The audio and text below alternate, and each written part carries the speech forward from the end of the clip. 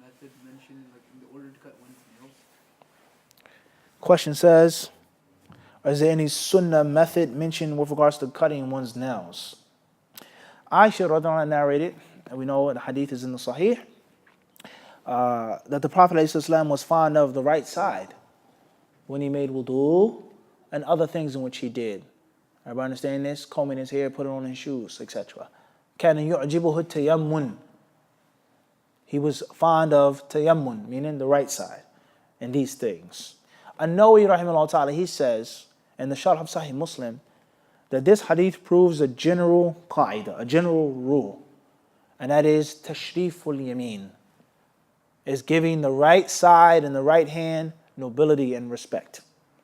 So anything which is clean and positive and good and noble should be done with the right. It should be started with the right. And anything which is the exact opposite should be started with the left. Unless it's pertaining to something that has a barakah in it. And we should do the left first to keep it on the right longer. So Nawawi, he explains that some of the ulama of Islam, they say that a person should start off with the what?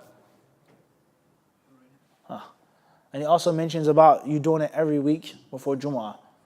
Even if you don't have to do it. If you have to wait 40 days, but it's to keep track of yourself and your hygiene, at least every what? He says before each Jumu'ah. Wallahu alam. Fadal. Is Aisha or Khadija radiallahu anha, which one of them is more virtuous? Question says, which one of the two is more virtuous? Is it Khadija or is it Aisha? Scholars of Islam, they have different views. Some of them say it is Khadija because of the different text.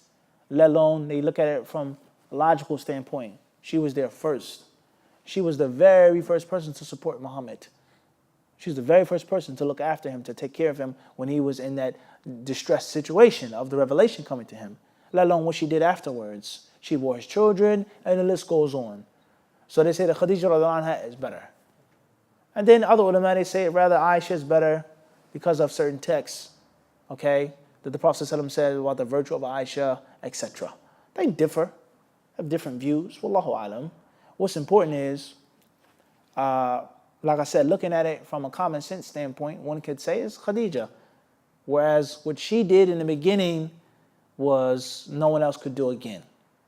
And from another aspect, one may say common sense or logic, or looking at it intellectually, one could say it's Aisha.